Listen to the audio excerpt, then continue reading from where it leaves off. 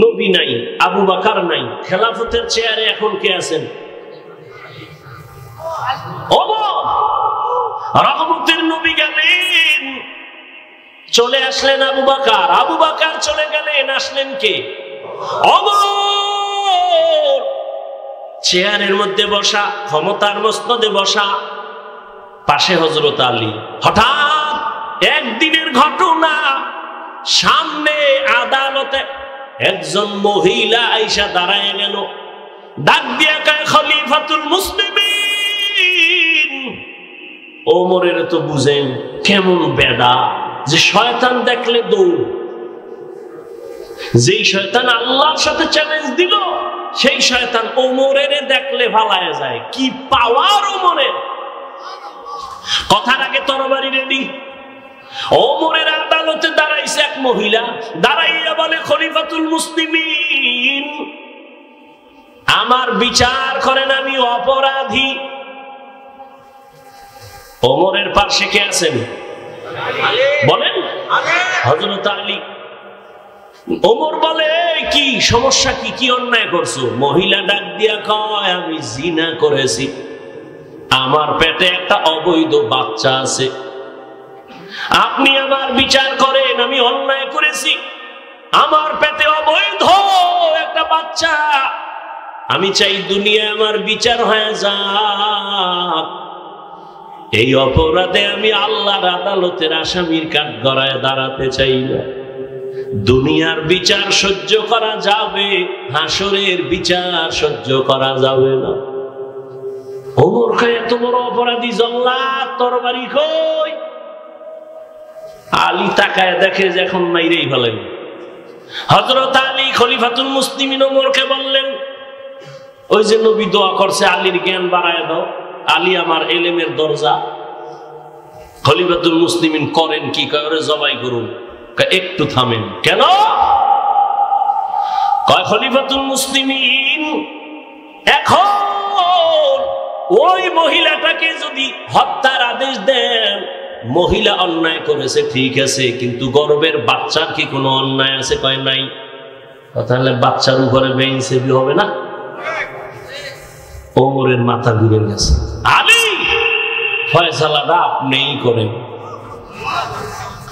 হযরত আলী বললেন, এই আম্মা জান, দিব্যি আরামে নিশ্চিন্তে আপনি বাড়ি চলে যান, বাড়ি যাইয়া আরামে খাবেন আর ঘুমাবেন। দীর্ঘদিন আপনি সন্তান রুষ্টপুষ্ট করার জন্য খানা খাবেন, সন্তান যখন দুনিয়াতে আসবে লালন পালন করে বড় বানাবেন। এক পর্যায়ে সন্তান যখন নিজের পায়ে দাঁড়াবে, এই গর্ভের সন্তান নিজের কদমে যখন চলা শিখবে, জ্ঞান হবে, ওই সময় আপনি আসবেন আদালতে, তখন আপনার একার বিচার করা হবে, সন্তানের উপরে কোনো জুলুম করা হবে না। ওমর ডাক দিয়ে কয়, লাউলা আলিয়্যুন লাহালাকা ওমর, আল্লাহর কসম, আজকে যদি আলী তুমি না থাকতে আমার পাশে, আমি যেই ফয়সালা দিছিলাম, আমার এটাই জাহান্নামের কারণ হয়ে যেত। আলী তোমার দোয়া কাজে লাগছে, রাসূল দোয়া করেছে, তুমি ইলমের দরওয়াজা, আজ সেটা প্রমাণ হয়ে গেল। ইলমের সম্মান, ইলমওয়ালার সম্মান। আলীপুর বাজারে বিল্ডিং এর অভাব নাই, কিন্তু আল্লাহর কসম, একটা বিল্ডিং এর ওই পরিমাণ দাম নাই কোরআনওয়ালা টিনের ঘরের যেই দাম। কোরআনের কারণে এত দাম, ঠিক এই মজলিসটারও কোরআনের বরকতে এই দাম। ঠিক ওই কোরআনের ইলমের কারণে আল্লাহ আমাকেও সে সম্মান দিয়েছেন, একমাত্র কোরআনের কারণে, টাকার কারণে না, ক্ষমতার কারণে না, একমাত্র আল্লাহর দেওয়া কোরআনের ইলমের বরকত। বাচ্চা হারুন রশিদ প্রশ্ন করলো, আমি জাহান্নামী নাকি জান্নাতি? জবাব দাও। 9 বছরের বালক দাঁড়ায় গেল, সিংহাসনে বসলো। আল্লাহ তাআলা তাকেও ইলমের ভান্ডার খুলে দিয়েছেন। বড় বড় আলেমরা তাকায় আছে, 9 বছরের বালক আবার কি বলবে? মাওলায় ক্ষমতা দিলে হয় না? হয় না? মেরা এজাজু করদন বেহিসাব খলকেরা দাদন জওবে বাসও। বাদশা হারুন রশিদ একদিকে রাষ্ট্র চালায়, অন্যদিকে বাদশা হারুন রশিদ একজন বড় বুজুর্গ। জানা থাকলে বলেন, হারুন রশিদের বউয়ের নাম কি? জুবায়দা খাতুন। কে সেই জুবায়দা? মক্কায় যাবেন, এখনো সেই জুবায়দার নামে বিশাল বড় পানির ড্রেন আছে, নাম হলো নহরে জুবায়দা। এই ক্ষেত্রে আমি পর্দার আড়ালের আম্মা জান ও বোনদেরকে বলি, ও পর্দার আড়ালের আম্মা জানেরা, বোনেরা, এত বড় ক্ষমতাওয়ালা বাদশা হারুন রশিদ, কিন্তু তার স্ত্রীর কত পাওয়ার। কিন্তু জুবায়দা এমন একজন আল্লাহর গোলাম, হলো আল্লাহর বান্দি, কোরআনে হাফেজা। সুবহানাল্লাহ কোন কোরআনে। শুধু কি তাই, এই জুবায়দা কাজের মহিলা 100।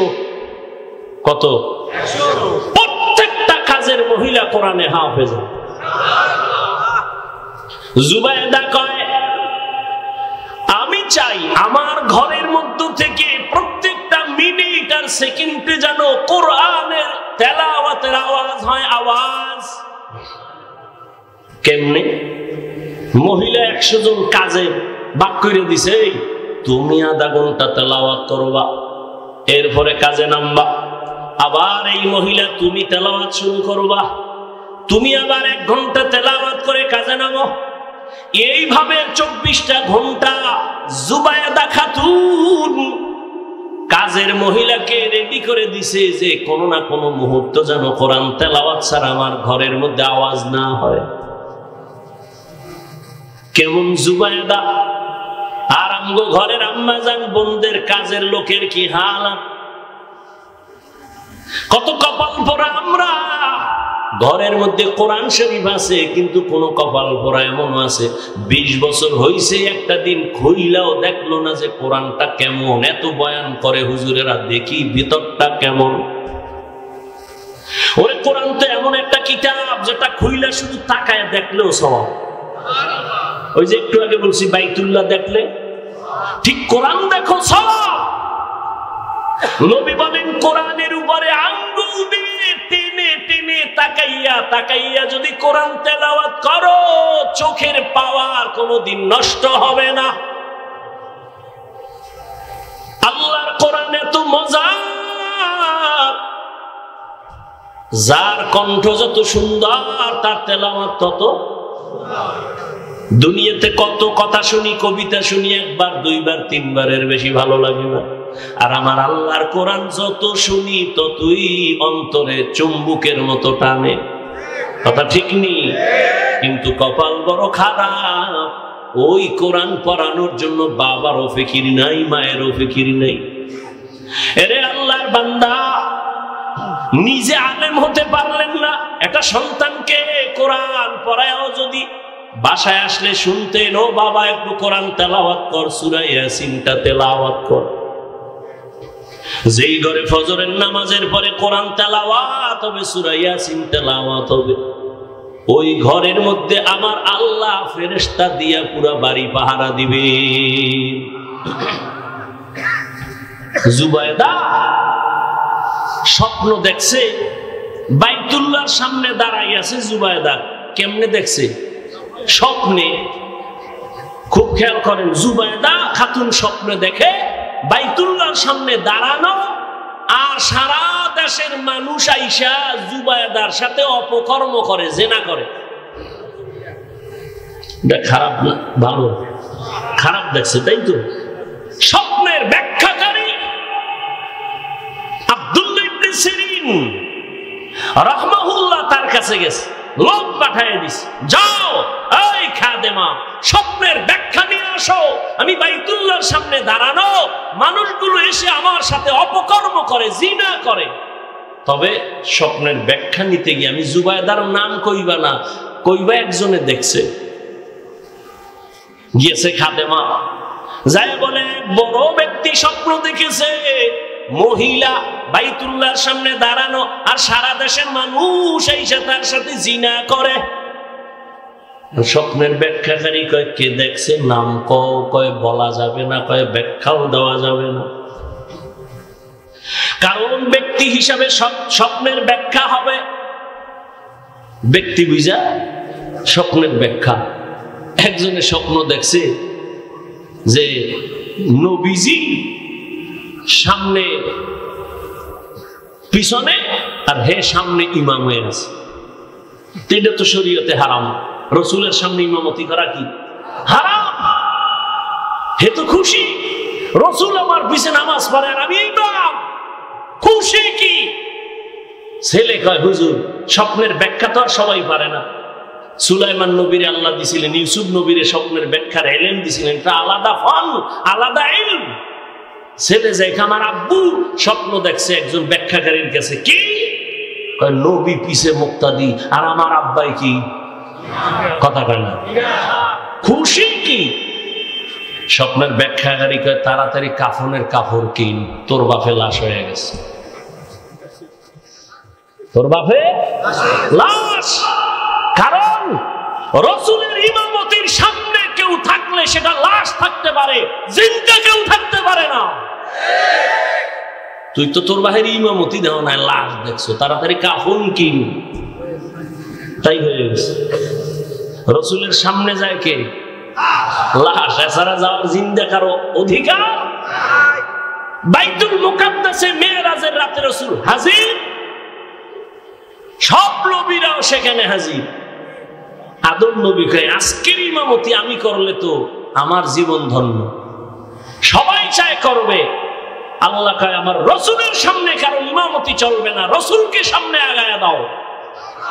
সেদিন থেকে রসুল শুধু ইমাম না, ইমামুল মুরসালিন। এইবার কয় নাম কয় যাবে না বলে স্বপ্নের ব্যাখ্যা দেওয়া যাবে না। খাদেমা আবার দূর গিয়া কয় ও রানী জুবায়দা খাতুন, নাম না বললে স্বপ্নের ব্যাখ্যা দিবে না। কয় যাও নাম গিয়া বলো। এবার নাম কইছে জুবায়দা, কপাল খুললে গেছে। জুবায়দা দেখছে, কয় হ্যাঁ। জুবায়দারে গিয়া জানাই ও জুবায়দা মক্কায় এমন কিছু কাজ করবে মানুষের উপকারে, আর সারা দুনিয়ার মানুষ জুবায়দার উপকার গ্রহণ করবে। এই জুবায়দা স্বামী সরকার, দেশের দায়িত্ব, 1 টাকাও সরকারি খরচ না করে জুবায়দা নিজের টাকা ব্যয় করে মক্কা নগরীতে পানি পায় না মানুষ, পাইপ নাই, কেমনে পানি নিবে?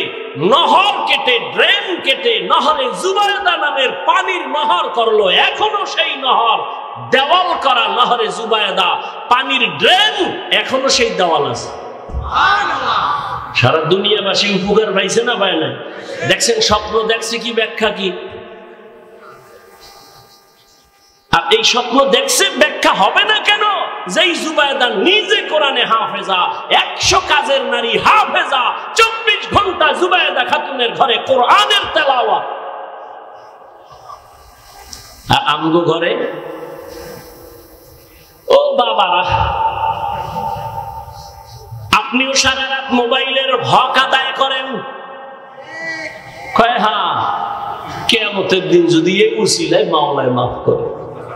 বউয়ের হক আদায় করতে পারি না, মাইয়ার হক পারি না, ছেলের হক পারি না, মোবাইলের হক আদায় করতে কোনো টেনশন নাই। সেদিন এক চোরা আমার কান্দে হাত দিয়ে একটা ছবি তুলতে আইছে, কয় হুজুর একটা সেলফি যদি আল্লাহ উসিলায় মাফ করে। পাগল ছবি তোলার জন্য, সরকারি প্রয়োজন ছাড়া, মদিনার অর্ডার ছাড়া ভিন্ন কোনো কারণে ছবি তোলা 1000 কোটি বার হারাম, কবিরা গুনাহ। বাথরুম দে বাইরে হইছি, দেখি হ্যাঁ একজনে খাড়াই রইছে। আমি কি তুই ভিতরে আইলি না কেন? তোর এত শখ ছবি তোলা, মরার সময় মোবাইলটা কাফনের ভিতরে নিবি, কবরে যখন ফেরেশতা আইবে বলবি আগে সেলফি পরে প্রশ্ন। মোবাইল লিয়ে মর। আহ, ঘরে ঘরে ঘরে ঘরে এই মোবাইলে সারা রাত কবিরা গুনাহ, কবিরা গুনাহ। স্বামী আর স্ত্রীর মধ্যে দূরত্ব কেমনে যে বুঝাই রে যুবক, এই মোবাইল কথা কয় না। স্বামী আর স্ত্রীর মাঝে দ্বন্দ্ব, এই মোবাইল। মা বাবা সন্তানের মাঝে দূরত্ব, এই মোবাইল। ছাত্র শিক্ষকের মাঝে দূরত্ব, মোবাইল। মা ছাড়তে রাজি, মোবাইল ছাড়তে রাজি না। ভাই ছাড়বে, বাপ ছাড়বে, টাকা ছাড়বে, বাড়ি ছাড়বে, মোবাইল ছাড়বে না। এই জন্য আল্লাহর কাছে বারবার দোয়া করি, হে আল্লাহ, মোবাইলের গুনাহ থেকে তুমি আমাদের পরিত্রাণ দান করো। আমি যে ফেসবুক চালাই না, কি হয়েছে? এই পুরুষে আমরা শুনছি ছোটবেলা, পুরুষ জিদ করলে বাদশা হয়, বাদশা। মহিলাগোটার কর দরকার নেই। পুরুষে জিদ করলে, রাগ করলে কি হয়? আর মহিলারা কি হয় ওটার দরকার নাই। কম তো জিদ করতে পারো না যে জীবনে মোবাইলে আর চালাবো না, ফেসবুক দেখবো না, বেগানা নারী দেখি কি হয়। আল্লাহ এই মোবাইলের গুনাহ থেকে আমাদেরকে হেফাজত করে। অনেক কষ্ট হইতেছে, আরে ভাই আমার তো হইতেছে, তারপর আপনাদের দোয়ার জন্য চালাচ্ছি। পৃথিবীতে কথা বলার মতো কষ্টের কোনো আর কাজ নাই। তাও যদি টাইম মতো ঘুম না হয়, বা কুত্তার মতো সারা দেশে দৌড়। এরপরে এক লাইনের মানুষ হইলে বুঝানো যায় চোখ বন্ধ করে একটা টান দিয়ে গেছি। মানুষ যদি হরেক লাইনের, এক এক মেজাজের এক একজন, কথা ঠিক না? গরম কথা কইলে কয় হুজুরের ইমান বেশি গরম, এখন যাবো না। ঠান্ডা আওয়াজ করলে কয় পরের বাড়ি খাইয়া ইমানের পাওয়ার শেষ। কি শব্দ হুজুর কয় ভাই দাওয়াত কা আলহামদুলিল্লাহ, কামনের বাড়ি কয় নাউজুবিল্লাহ। ভাইরা আমার,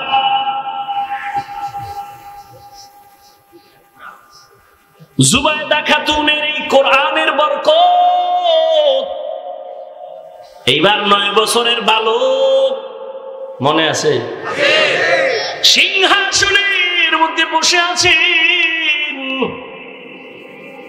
এবার বাচ্চা ডাক দিয়া কয়, ও বাচ্চা হারুন রশিদ। আবার বলেন, হারুন রশিদ তো এমন জ্ঞানী, রাস্তা দিয়া যাইতেছে, দেখে এক বুড়া। এই বুড়ারা ঘুমাইতেছেন,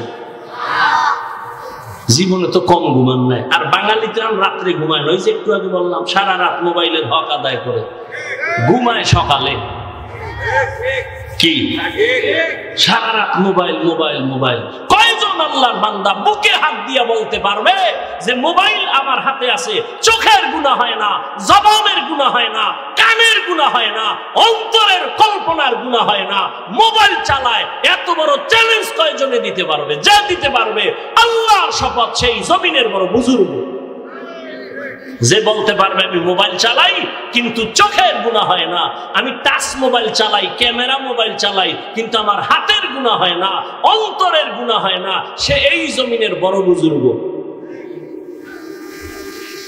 আর একটা কথা খেয়াল করবেন, আল্লাহ মাইয়ে ভোলা দিছে না, কথা বল না কেন? বেয়াদবি মাফ করেন, একটু মোহব্বত লাগাই কইতো, অনেক কথা বইলে ফলাই বেয়াদবি নিয়ে। সন্তান ছোট, বাবায় লয়ে গেছে বাজারে, গিয়া ঢুকছে ফল কিনবে, তো বাচ্চা ওই ফলের দোকানে দাঁড়াইয়া এখনো বাবার দাম করতেছে। বাচ্চা একটা ফল দইরা মুখে দিছে, মনে করেন আঙ্গুর। এখন যার মান আছে হের তো কাম শেষ, আর যার মান নাই, ইজ্জতের চিন্তা করে না, হে টেস্ট করতে করতে আধা কেজি খেয়ে রয়েছে। কয় ভাই কমলা কত? কয় এত। মিষ্টি? দেখেন দে। এইটা থুয়ে গেছে। আঙ্গুর কত? কয় এত। মিষ্টি? কবে আনছো? এই দেখি, দেখো। দেখতে দেখতে মোটামুটি আধা কেজি খেয়ে গেছে। এরকম কিছু বেহায়া আছে না? এরা ডেলি যদি ফল বাজারে যায় তার ফল কিনে খাওয়া লাগবে।